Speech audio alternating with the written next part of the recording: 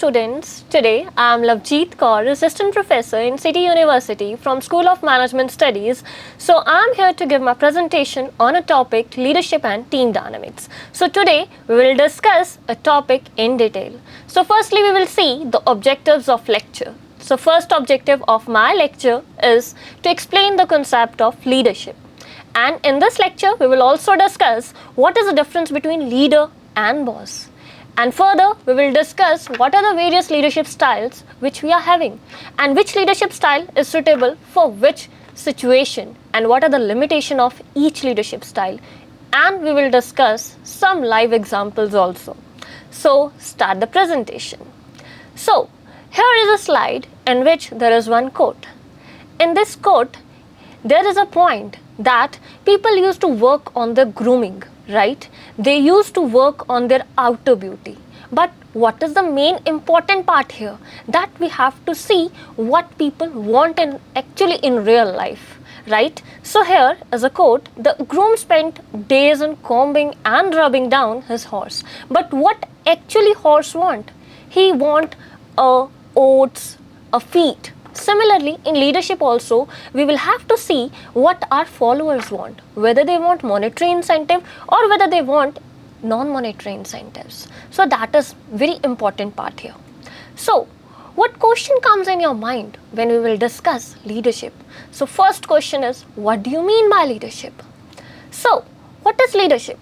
Actually, the leadership is a process by which we will try to direct people, we will try to guide people, and we will try to influence the behavior of other peoples, right? And we will try to fulfill the goal for our organization. Leadership is the ability of the manager, right? So in which we will try to induce our subordinates to work with confidence and zeal.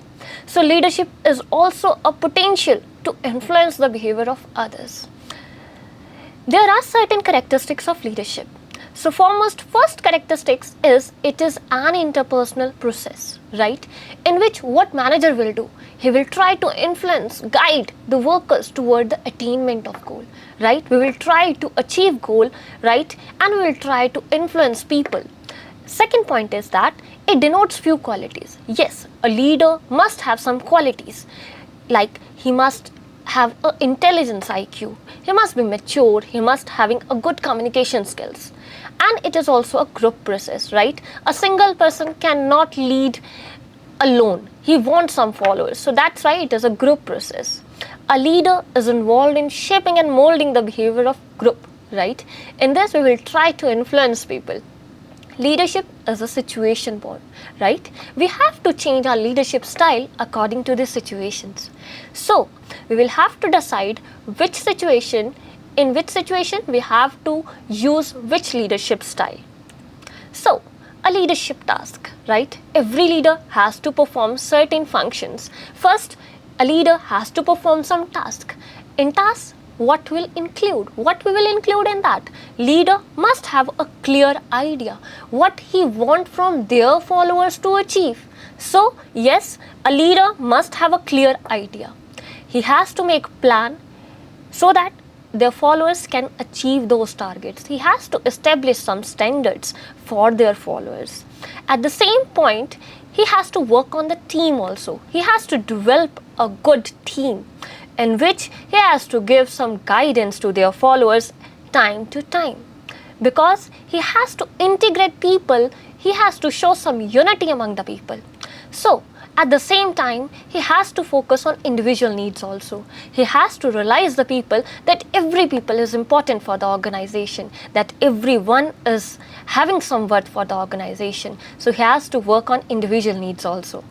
So, the next point, leadership task. There are some others tasks also. So first, a leader has to establish vision. He has to set some directions for the followers. Second one, he has to some articulate values among the followers. Then he has to set some standards for the organization. He has to establish some high expectations for the followers also. And the fourth point, he has to be accountable for the work, whatever they are performing, whatever the work is used to be performed by their followers. Next, time to time, he has to motivate their followers also. Then, what is another work a leader has to do. He has to achieve unity. He has to unite all the followers. And he has to involve their workers in each and every decision making process. Then he has to serve as a role model. Like if you are having some skills, then only people can follow you blindly. Then you have to listen them also. You have to explain whatever decision you are taking for them. Then you have to represent the organization in a best way. And time to time you have to guide your followers whenever they are facing some issues during their task. So, what question comes in your mind? What is the difference between boss and leaders? So, we'll discuss in detail. So, what boss used to do? He always tries to drive their employees. He always give instruction to his employees. You have to do this. It is up to you how you are doing it, right? At the same time, what leader used to do? He used to coaches them. He used to tell them, okay, you can perform this task in this way. I can help you if you are facing any issue, but it is not applicable in case of boss. Then boss usually work on their authority, right? But leader always used to be basis, like a leader used to be decided on the basis of reputation, on the basis of goodwill, right? A boss always used to inspire a fear among their workers, but a leader always generate enthusiasm. Leader always say, we done this, we will do this, but boss always say, I done this. Boss always blame if there is any breakdown used to be happen during the task, but a leader always fixes the breakdown. A boss never tells you that you have to do this task like this, but leader always guides you. And in every case, boss used to take credit for the every task, but leader never do this. He will always give credit to the people, right? A boss always used to command. A boss will always used to do that, you have to do this, right? But a leader will always say, let's do this. So this is the difference between boss and leader. I think this difference is clear to you. So let's move to another slide. So what are the basic leadership styles? So here there are 3 leadership styles which we will discuss in detail.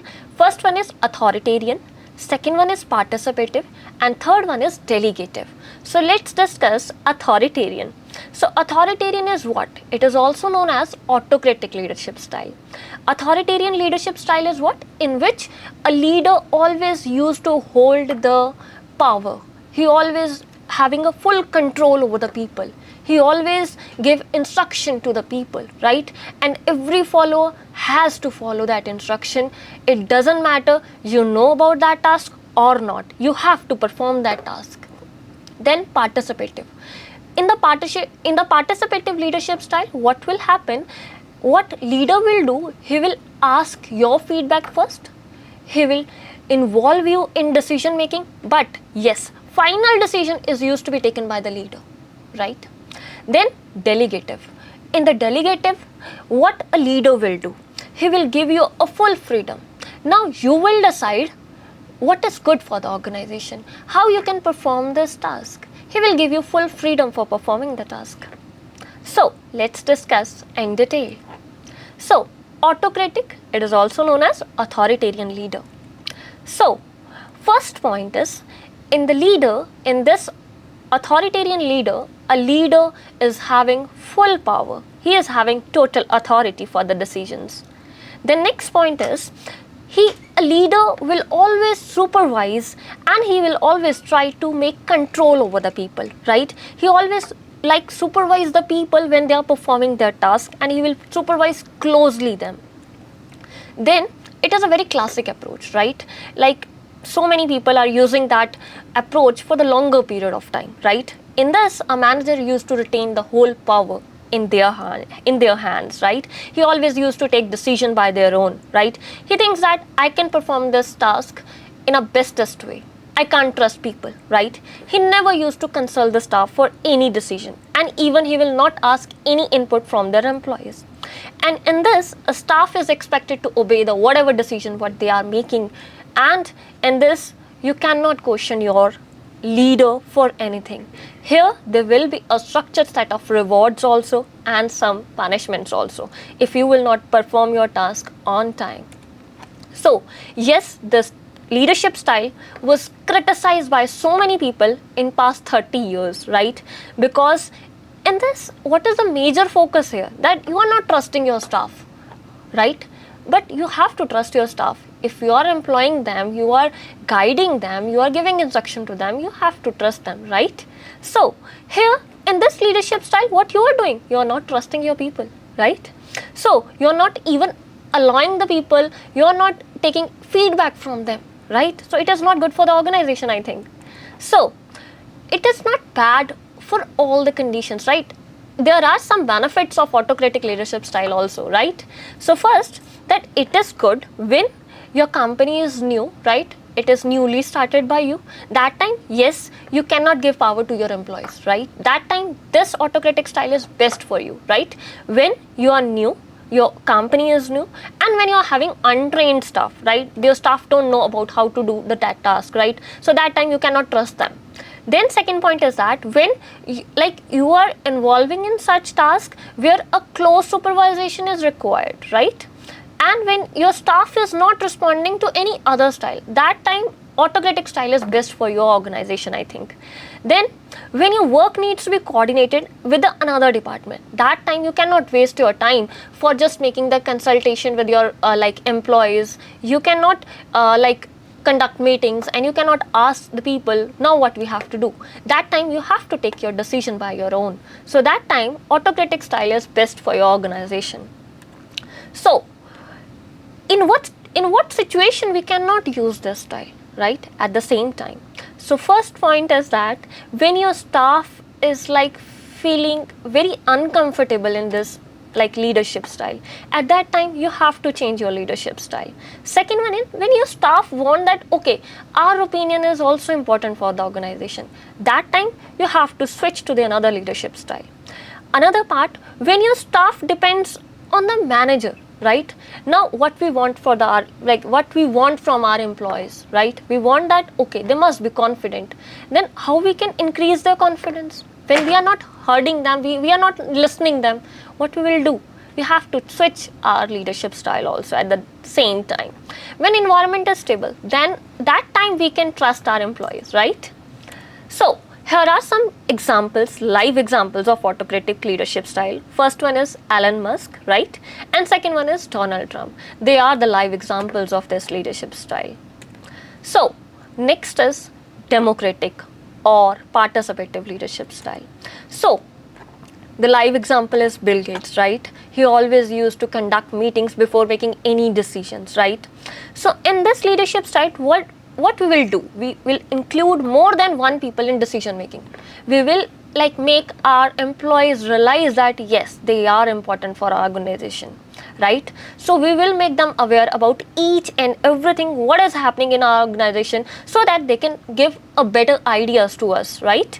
So but yes, at the same time the final decision is used to be taken by the leader itself. So the final decision used to be taken by the leader. So democratic style, yes, it is also known as participative style.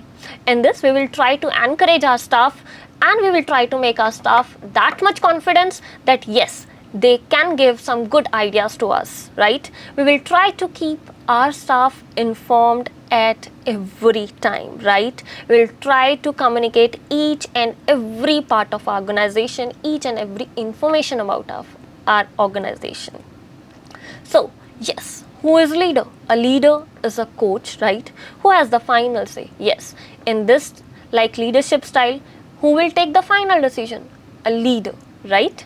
So definitely he will produce a high quality, high quantity of work. Yes, we are encouraging our employees for the decision making process. So democratic leader, who is democratic leader? Who will ask for the for their ideas. In this, we will allow our staff for setting goal also, right? We will encourage them to, or we will try to grow them on their jobs. We'll promote them. We will try to generate new ideas from them. So next, but yes, at the same time, it is not always appropriate. There are certain limitation of this leadership style also. So first limitation is, right, it is successful when we are using it for the high skilled or expert people, right? When your employees are expert, they are able to give you best ideas, that time it is best. But when your staff is untrained, when your staff is like not like that much skilled, right, that time we cannot go for this leadership style, right? So it is most effective when your staff wants to get information about the company, right? When your staff is more confident, when your staff want that, yes, we want to involve ourselves in decision making, right? When we want to provide opportunities for staff, yes, it is beneficial at that same time. When a large and complex problem is there, right, we want some new ideas from our employees, right? When like we want to encourage team building effects. So when we cannot use this leadership style, there are certain limitation of this style. First one is when we are not having that much enough time, when we have to take quick decisions, right? That time we cannot move for that democratic style, right? We can use this democratic style only at the time when we are having sufficient time. When we are not having the time, that time we will go for the autocratic leadership style. Then easier and most it is very like cost effective, right?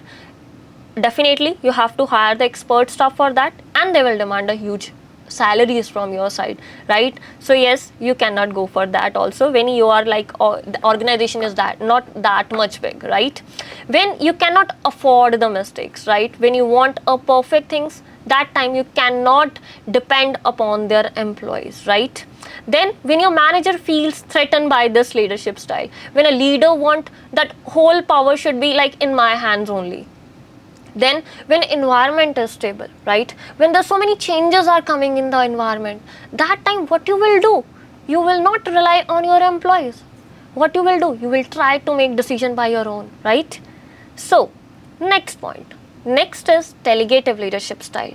So the live example of delegative leadership style is George Bush, right? So we'll discuss this like styles in detail. What we will do in this style, we will try to like allow people for making their own decision. We are just giving full freedom to them. We are giving freedom that okay, you will decide what target you want to achieve. You will decide by your own what you will do, and you will decide by your own what is your standards for your work, right? So in this, the major authority is used to be distributed by the leader among their followers, right? A leader is still responsible in this case also, but yes, the accountability will be there for the leaders, right? Then next is this style follows a greater freedom, right? And then here you need to competent people, right? Here you want expert peoples, right? If you want like your target should be achieved on time, what you will do, you will like trust your people blindly. You want expert people here. So it is also known as hands-off leadership style, right? This leadership style is only helpful in that case when you are having expert staff with you, right? The manager provide little and no direction in this, right? Next is, in this, staff is having so much freedom in this that staff feel, okay, we are free to work. We will use our own creative mind for performing the task. So yes, you will try to, like you will find a new ways to resolve the problems. In this, your mind will be more creative. So it is an effective style when you are having highly skilled staff with you, when you are having experienced staff with you, when you are having educated staff with you. Yes, in this style, staff will like feel so much pride in their work. They will perform their task with the full zeal. And this, yes, staff, here the staff must be trustworthy, right? Here the staff must be experienced also. At the same time, yes, there are some limitation of this leadership style too. So first limitation is, yes, staff feel insecure at the unavailability of manager. It may possible, right? The next one is, the manager cannot provide regular feedback to the staff, right? It may possible that staff, okay, a leader can like feel free, okay, there's no guidance is required, right? They will enjoy, Why they will perform their task? What a leader here is doing? Nothing, right? The whole work is used to be done by the workers, right? Their employees. So what leader is doing? What is the responsibility of leader here? He is nothing. He is doing nothing. Even he is providing some little direction to their employees, right? So a manager is not using their skill in this leadership style. So when a manager does not understand his or her responsibility, that time definitely you cannot go for this leadership style. So here is a diagrammatic comparison where you can easily check what is the difference between these leadership styles. First one is autocratic leadership style, second one is laissez-faire, and third one is democratic. So here what we will see in this autocratic style. In autocratic style, a leader is saying, okay, do this task and you have to perform it, right? In the second picture, there is a laissez-faire, right? In this, he is giving you option, okay, do X or Y, which is suitable for you, right? In this, you will decide by your own, okay, I will do this task or this. You will decide by using own creative mind, right? Then in democratic, a leader always used to ask you, but yes, final decision will be used to be done by main leader. So in this, he will ask you, okay, which is best, X or Y? Suppose you are saying, okay, Y is best for me, but the final decision is used to be taken by the leader only. So there are certain, here is a matrix for the environment and for the skill-based employee, right? For example, here is a matrix. In this, here we are using the environment matrix, stable environment, then highly changing environment, and last one is when the environment is in crisis, right? At the opposite side, we are using the skill. Here we are having some unexperienced subordinate, and when we are having capable subordinate, and last one is when we are having expert subordinate with us, right? When the environment is in crisis, right, and we are having unexperienced person, then we can only use authoritarian leadership style. Then we will not move to the democratic, we will not move to the laissez-faire leadership style, right? Because environment is not stable, right? That time you cannot rely on your employees, and here your employees are they are unexperienced. How can you trust them, right? Next is when there is highly changes coming in the organization, right? Environment, that time also when you are having unskilled staff, you will use authoritarian leadership style. Then when environment is stable, right, but you are having unexperienced staff, that time you cannot use delegative leadership style, you will move to the participative style, right? Then at the same time, suppose we are having capable subordinates, right, but if the environment is not stable, then still you will move to the authoritarian leadership style, you will not go for the participative and delegative. Then suppose there is small changes coming in the organizations, small changes is coming in the environment, then what you will do? You can go for the participative leadership style because you are having some capable subordinates with you, right? Then next is stable environment. When environment is stable and you are having capable subordinate, not expert, what you will do? You will go for the participative leaders, right? Then suppose we are having expert, right, and environment is stable. Yes, at that time only you can go for the delegative leadership style, right? But in all cases, yes, you have to consider, you have to check whether your staff is unexperienced or whether you are having capable staff. You will go for delegative leadership style only when you are having expert staff with you and when there is stable environment. So here is a small quiz which you can check by clicking on the link, right? So next is, there is transactional and transformational leadership style. Yes, it is originally given by Burns and it is furthermore extended by Bernard M. Bess. So what is transactional leadership? Here in transactional leadership, what is the main point here? Here there will be a clear set of objectives. You have to perform that task according to that, right? Yes, here there is a punishment, there will be a clear set of rewards also in which they will try to encourage their employees, right? They will like give you reward if you are performing your task on time, but yes, at the same time the chances of like punishment will be there. So here there is a carrot and stick approach, right?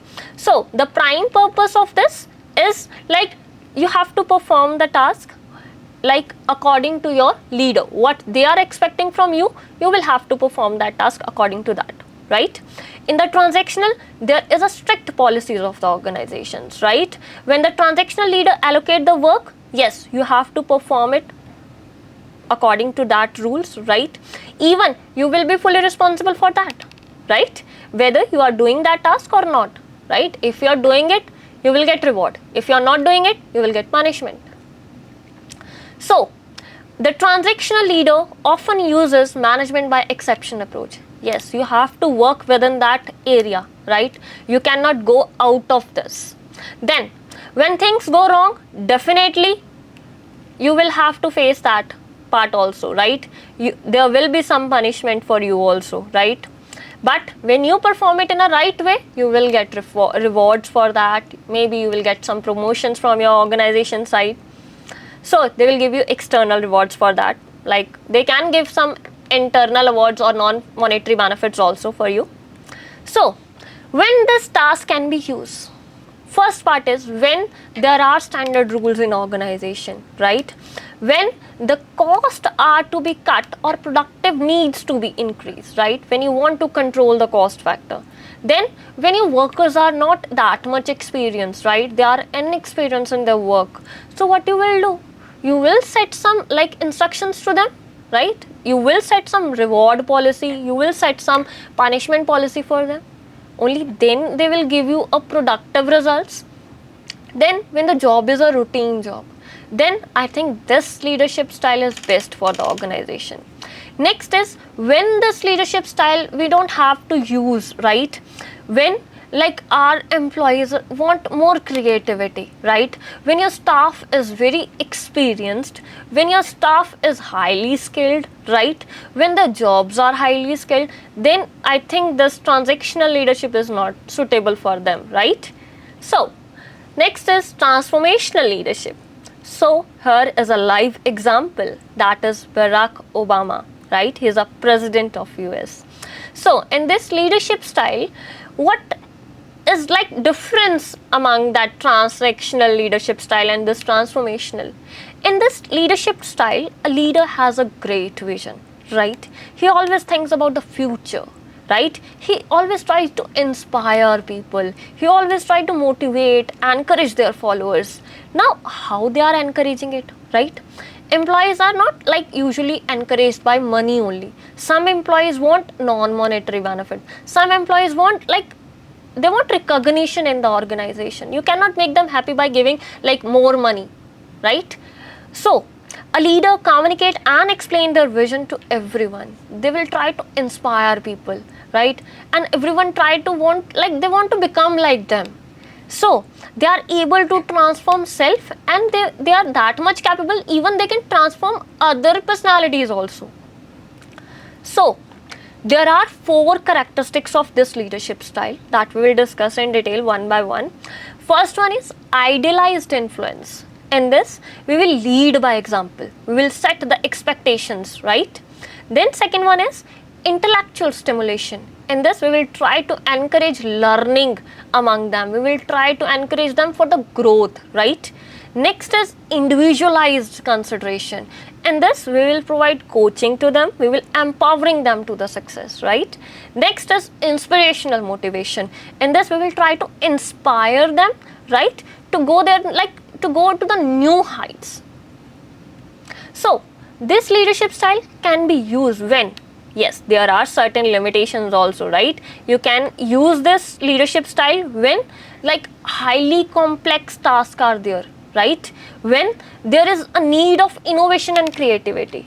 Like in transactional leadership, what is a major limitation? Here, like if your employees are like highly creative, that time that style was not suitable, right? But in this, if you're having creative mind, you can go for this leadership style. When your future, like your vision is for future needs, then you can go for this. If your employees need motivation, they don't want money only, that time you can go for this leadership style. Suppose this leadership style, okay, at the same time, if like there is a benefit of this leadership style, yes, there are some limitations also. First limitation is when the organization is stable, right? When there is no changes required, when we will then how we can move to the another leadership style? That time we will just follow that transactional leadership style, and that is suitable for our organization, right? Because transformational leadership style is suitable at that time when creativity is required, right? When like suppose when jobs are routine job, right, everything going like on a same track, same jobs, stable jobs, that time, and even you are having unskilled stuff, that time like it is best for you if you will choose transactional over transformational. So this is the difference between transactional leaders and transformational leader. So first is a leader rely on standard forms of inducement, rewards, punishment. As I cleared it in our previous slides, that in a transactional leaders, what will happen? There is a fixed set of rules, right? You have to perform that task according to that. There will be policy of reward also. At the same time, there will be a policy of like punishment also, right? But in transformational, we will work on the emotions of people, right? We will use their creative mind, we will motivate them, like we will just show them their like dreams, how these dreams can like we can fulfill in the real world. So a leader are aware of the link between effort and reward, yes, definitely. But in transformational, we are using proactive approach, right? We are like showing them new expectations, like we are encouraging them for like how they can achieve their dreams. So in leadership, like in transactional leaders, right, leaders are responsive, right?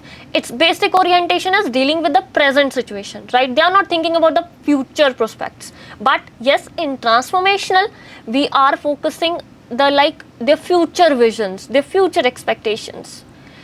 In the transactional, the leader like they will always try to motivate their employees by giving some monetary benefit only, right? But yes, at the same time in the transformational, we are not focusing on only on the monetary benefit, we are giving some non-monetary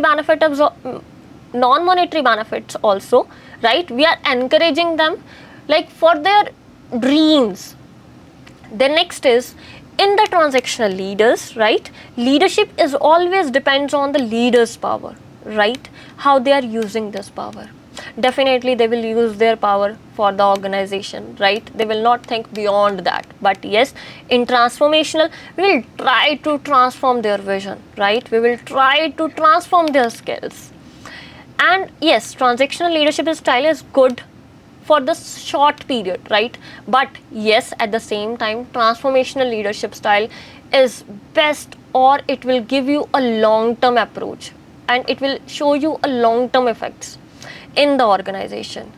So in a transactional leader, we are just relying on the human relations only, right?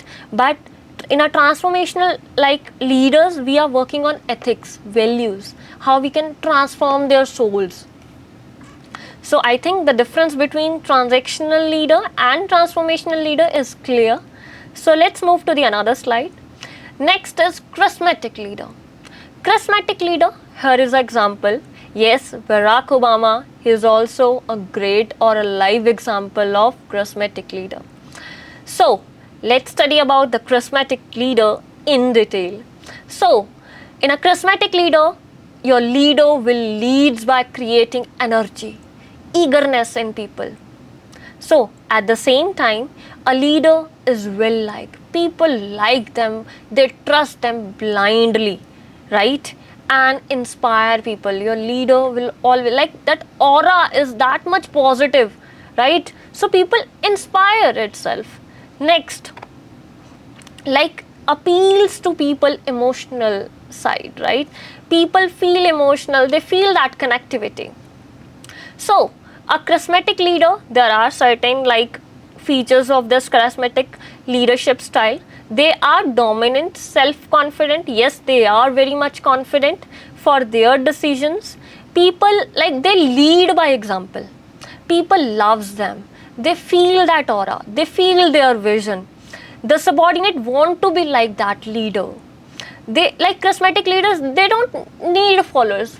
Like followers, the people follow them blindly, they trust them, and they already created their vision in the minds of people. So I don't think so like it is suitable for all situations, yes, but yes, if you are having that positive like positive aura, that time it is best for your organization, best for your country also. So the charismatic leaders shows each of the followers their optimistic role. They always inspire people with their optimistic thoughts, with their positive vibes. And the transformational leader, in a way, having a like they are also having some qualities of this charismatic leader. So at the same time, we are having some other leaders like servant leaders. So here is example of Mahatma Gandhi. So the highest priority of this leaders is to encourage people. They used to work for people. They always used to support people. They always enable people to fulfill their own, like their full potential. They will always help you, like not for the sake of money. They will help you, like they feel relaxed when they help people. They feel relief.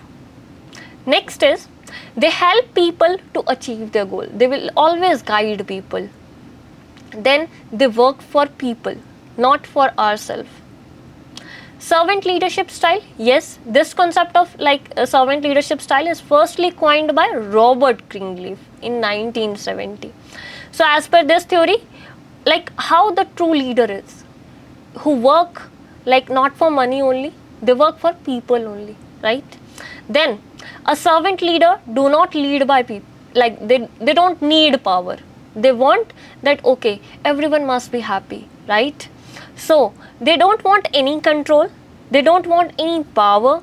They lead through services. They give services to them, okay, and they are not making any expectation for that. Okay, we are like, I'm not having any expectation, okay. Then next is, they influence by embracing a high level of moral responsibility. The servant leader continually strive to help subordinate. They always teach people their personal best by supporting, inspiring, celebrating their developments. They always celebrate the reward, like they always celebrate the achievements of other. They encourages them, they inspire them, right? The servant leader serves the society and help in community building. So I think the best example I already like tell you about that was Mahatma Gandhi. So the servant leadership, yes, in a servant leader, like they used to spend more time in listening rather than on talking. They used to, like they love to interact with people, they love to know people. They want, okay, yes, here this is the thing they want and I will help them in that. Then servant leaders share always credit. They always like guide people when they are on wrong track. They will tell them, okay, here you are wrong, you can perform this task in this way also. Then they take the decision for the benefit of people, right, for the benefit of society, right, rather than like I'm thinking about myself only. No, a servant leader, what a servant leader will do, he will think about society first, right? Then an example would be a religious leader. Yes, so there are certain examples of servant leadership style, I think you know them, right? So situational leadership style. So as per this theory, yes, a single leadership style you cannot go like for all situations. You have to change leadership style according to the situations. They believe effective leader behavior, yes, it is differ from situation to situation.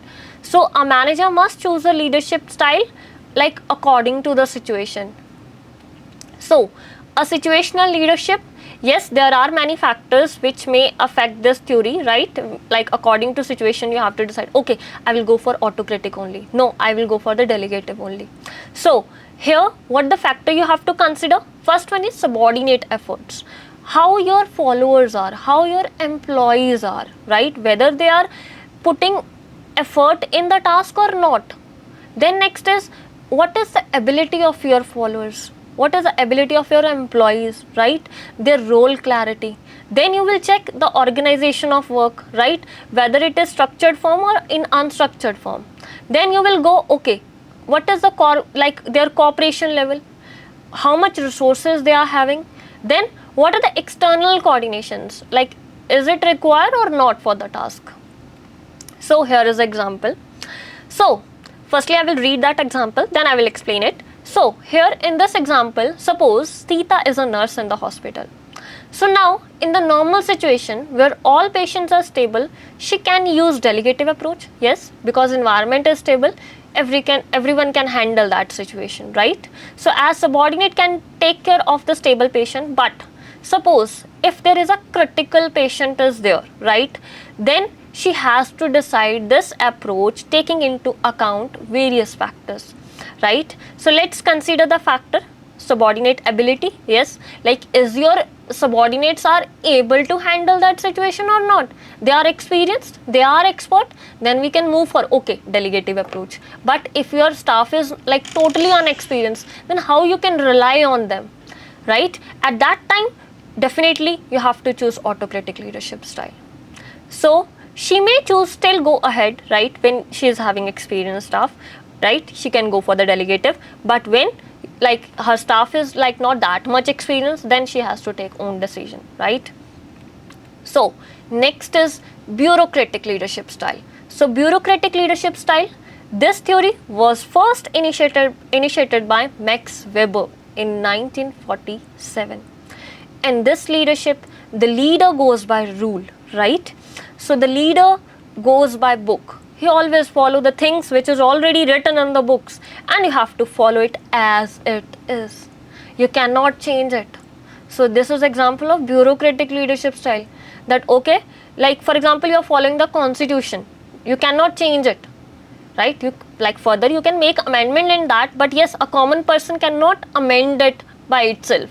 So you have to follow that, you have to follow the principle, what is written as like it is in the book, you have to follow it blindly. It doesn't matter it is suitable for that situation or not. So yes, bureaucratic is not that much effective in the like situational part.